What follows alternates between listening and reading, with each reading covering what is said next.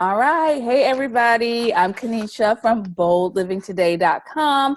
I'm so excited to introduce you all to my fabulous, fabulous friend, the awesome, the amazing Kari Knutson. Woo! Kari and I have been friends since 1990. Don't do the math, people. Don't do. Just stop right there.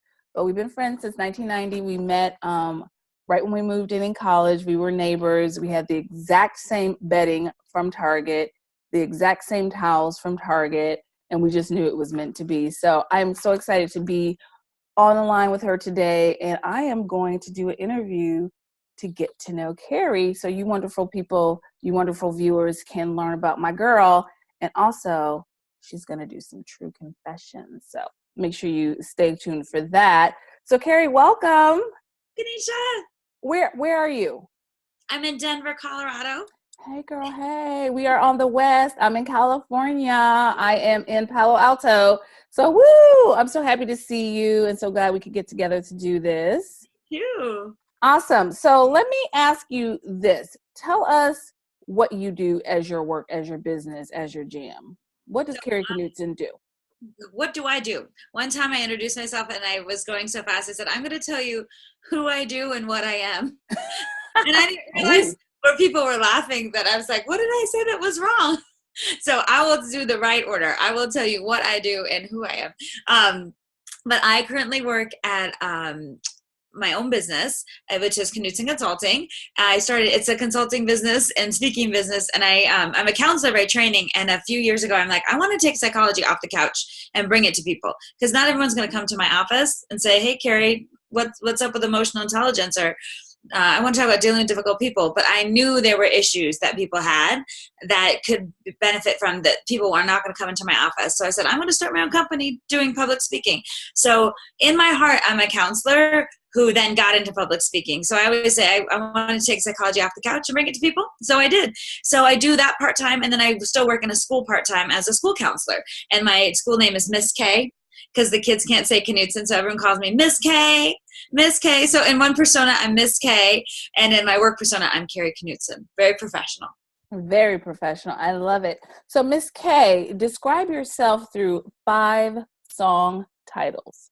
Okay. Who you are. You know, since we met in 1990, I have to use an Indigo Girls as a reference. Do it. I got to. So Closer I Am to Find, because that is just an anthem. The song from Wicked, Defying Gravity, when Alphabet sings No One's Gonna Bring Me Down. I won't do it in this interview now, but I'm pretty much sure that Broadway's gonna call me to be the replacement Alphabet because I'm so amazing at singing. Even better. Sorry, Adina Mitzel, but I mean, I'm right here. Let's see. Another one is Sean Colvin. There's a song called Round of Blues where my favorite lyric from there is, it's a new breakthrough. It's an old breakdown. Because sometimes you think you're just getting started. And she goes, it's a new breakthrough. It's an old breakdown. And I feel that way about so many things in my life and people's lives that we're working on. And then I got to admit, I like Kelly Clarkson. There's a song that I love that's called Catch My Breath, about like, I'm going to go out in the world and do my thing. You can't stop me. And then if you don't have a Coldplay song on your list, I don't know what's wrong with you. So Sky Full of Stars. I love that one too. It just makes me want to it kind of starts slow and then moves up. I don't know. I love it. It's about what's possible. I love it. I hope people are updating their playlists right now as you speak. Oh, that's amazing. Especially. So you got your 5 songs that describe you. What are 5 things that people typically don't know about you? Okay, here we go. I would say my first and foremost is that I have to admit it before, anyone else does research on me, but I was a finalist in Miss Preteen Colorado when I was 13, a finalist, and I sang Ebony and Ivory for my song, and I had a white top on and black skirt, and then I did hand movements like Ebony and Ivory. It was beautiful. And I know everyone's going to download that to your playlist too, because that's a forgotten song that needs to come back. And I was so close to fame. Let's see what else people don't know about me. I'm fluent in American Sign Language. I went to graduate school to School for the Deaf, so at Gallaudet University, and so I'm fluent and I love sign language. I have 5 guinea pigs. Through a series of unfortunate events, I'm now the owner of 5 guinea pigs. Most people don't know that. And let me see. Oh, another thing, I'm a super night owl. Like I'll stay up so late my energy gets rocking around like midnight to 2 is my work time. But if I'm gonna send an email, I'll put it in a drafts because it's too late at night and I don't want people being like, "What are you doing up so late?" So then I'll save it in draft and act like I'm sending it in the morning because I don't want to too many people have commented on why are you sending me an email at 1:30? I was like, because I'm awake. So that was my top secrets. Yeah, you gotta say, receive this goodness at any hour of the night. Take it, love it, have it. Yeah, that's right. So you seem very multi-passionate and multifaceted in talents and interests and creativity and a variety of things. So with all of that, how did you gravitate toward a career in education? Well, honestly, it was my parents, but it was not how you think. Both my parents were teachers. And so, of course, I said, I'm never going to be a teacher. I'm never going to be in education. I should go be business or something. And then, of course, when I went to college, I found psychology. And then from there, I wanted to go in higher education. And then from there, I worked in all kinds of different fields and landed in schools. Because what's funny is I felt like working with people in schools, you get the most impact every day, either a good impact or bad, but it's never the same day. You don't know what to expect. And I feel like education for me, probably because I said I'll never be a teacher, is why I was a teacher for a while and then a counselor. It was fate pretty much because I said those words, I'll never be a teacher. That's how it goes typically. It's in you, it wants you to accept it, and then finally you do. Yeah. Kinda. Because, now you're doing public speaking and coaching and also staying in your current actual position at a school. So what shifted you toward public speaking and coaching? Like, how did that come about? So I was, like you said, working in a school, and then I felt like I wanted to be a bigger fish in my pond. I was like, I want to impact more people, but I don't know how because I've got something to say. And then again, sometimes how things find you, you don't even know what you're looking for. But I gave a professional development at my school, and one of the teachers she said, "You're so good. You should be a public speaker. You should speak more." And I was like, "How do you do that? Where do you think I could go to speak more?" Because I was like, yes, I want to do that. And so she's like, you apply to a conference and you speak at it.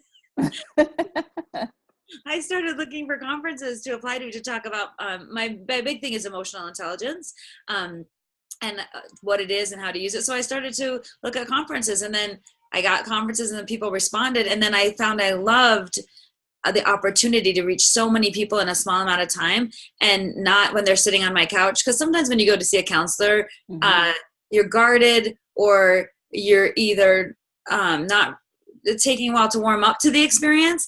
So when you're in a conference room and you see me, I'm like, hey, I'm a counselor. We're people. You can be comfortable with us, and I'll do some of the talking so then you can warm up to feeling comfortable. And then it really is amazing to see what people share, what insights they get. And so I've gravitated to public speaking because bang for your buck, the impact you can have. And I also want to demystify psychology. And the best way to do it is to be up in people talking about it and saying, here's what I do and here's what's possible. But also working in a school is awesome because then you can apply it to what you're talking about and what you are actually doing in life with kids. So I love both opportunities. That's amazing.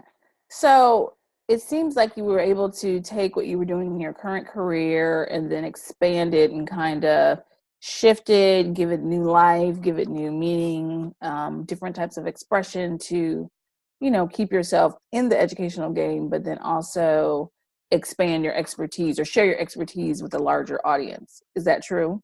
Definitely. Okay. Like so, go ahead. Sorry.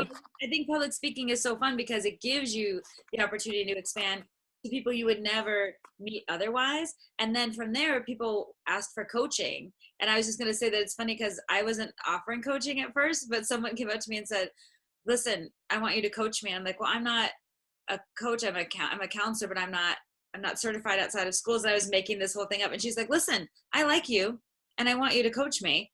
And you know about EQ and I want to know about it. So find a place for us to meet. Tell me what you're in charge. Be my coach. So that's how I also got into coaching, was through people requesting it. And now it's been such a fun journey to work with individuals one-on-one and groups through public speaking. It's been amazing. That sounds amazing. So, reflecting on the last 2 years of your career, I was going to ask you what surprised you most, but you just mentioned the coaching part coming apart, even though you didn't plan for that. What else has really surprised you in the last 2 years about your career? I think that how people are responding, like how many people, it always cracks me up when after a talk people feel like, oh, I want to be friends with you, or I feel like I know you. I'm like, yeah, because I'm a human being having a human experience sharing that, and so are you. And when we really speak authentically, people respond. And I feel that's been the happiest thing, is that I think sometimes when you start a presentation, some people start like this, like, teach me, or you think like the attitude is interesting depending on if they want to be there or if they have to be there. But I always feel like saying, I taught high school for a couple of years, so I want to, please, I taught high school, I can win you over. If I taught high school, I can do. But it's amazing how people start to relax and connect once you start speaking from your heart about issues that are important. So I guess it's a wonderful surprise how human we all are and how much we are desperate to connect in a meaningful way. And that's what I love about speaking. Yeah, I love that. I think that's so true, and such a great way to really show up in your work and be able to impact people in ways you can't even imagine in those moments. Yes, totally. I'm proud of you, girl. Thanks, Kanesha. So, true confession time. Oh no, okay. Dun dun dun. So, what happened during or not what happened? When did you have your most current professional meltdown? Oh my gosh, just about 2 months ago, I was told that I was going to do a TED style talk for 13 minutes. And it was for a conference, and they were like very serious on the phone about it. And it was like, you have to be on the stage, 1 minute to get on the stage, 13 minutes to present, no PowerPoint, and 1 minute to get off. And it was very, right. And the person on the phone was super serious about it. And they said, it's a TED style talk. And I worked so hard for those 13 minutes. I worked hours of my life trying to put together a 13-minute speech. And when I got to the event, it wasn't a staged event at all. It was in a conference room, and everybody else was using PowerPoints, and it was a little 15-minute like short speech, and everybody was talking about it was a law conference, so they were talking about digital management in the law office, cybersecurity in the law office, you and your law office staff. And my talk was on the gift of uncertainty and the power of not knowing why. And the whole time I was actually shaking because I'm like, I'm in the wrong place. Did they hire me for this? Like I felt there was some major disconnect, and everyone in the room, I'm like, they're not expecting me after everyone else has talked about these things. So I went up to the front of the stage with my pieces of paper for my talk, no PowerPoint, and I said, hello. And now for something completely different. I'm a counselor, not the kind you're used to working with, but a counselor. And I'm going to talk about something totally different than what we've been hearing about. And I just decided I have nothing to lose. So I went ahead, and what was amazing is though I was so nervous because I thought, what happened here? I thought I was supposed to be on a stage and this 13-minute and no PowerPoint, and then everyone else had a PowerPoint. It was just, when you're sold a different kind of, I guess, bill of goods than what you expect. So I had to calm down myself and be like, I'm going to just do this 13-minute talk about something different. And it turned out beautiful. The audience was great. They responded. And once I got out of my own head about like, what the hell am I doing here? Am I in the wrong place? And I just did it. It worked out great. But it was awful moments leading up to it. As I heard the other speakers talk, I was like it was like shaking inside. And I thought I would leave the room maybe and no one would notice. And I thought maybe I'll just leave. But then I thought, well, I'm going to stay. My name's on the paper. I might as well. It's on the program. They knew it. They put me here for a reason. So I did it. So I think that's when you're a professional speaker, you have to be ready for anything. It's true. It's so true. Yeah. So that's my most recent, like, oh my God, am I in the right place? Doing the right thing? Oh my gosh. I don't love that happened, but I love the story. I can just totally see it, unfolding and really being like, oh my gosh, because I've had my moments. But today is not my true confession day, so I'm going to save that. I can't wait for you. Save that. Oh, Kari, I'm so excited to talk to you. I hope the people who are watching our video have really got a sense of who you are and how you have really had some organic and some planned shifts in your career and how you're still rocking it out in education, but a lot of it is on your own terms. You have a little bit more harmony going on. You're following your intuition. You're tapping into your creativity, and you are just really sharing, your testimony of how it came to be. So, I mean, those are major shifts. They're super exciting. Not always easy, but it's very cool what you're doing. I'm super, super proud, very impressed, like I said earlier. So thank you for sharing Oh, niche. Thanks a lot about you. Yeah. So if people want to learn more specifically about what you're doing in addition to our program, where can they go to learn more about you? So my website is KnuttsonConsulting.com, and all my Instagram feeds and Facebook and everything else is Knutson Speaks. And I'm morphing my website to be everything will be Knutson Speaks pretty soon.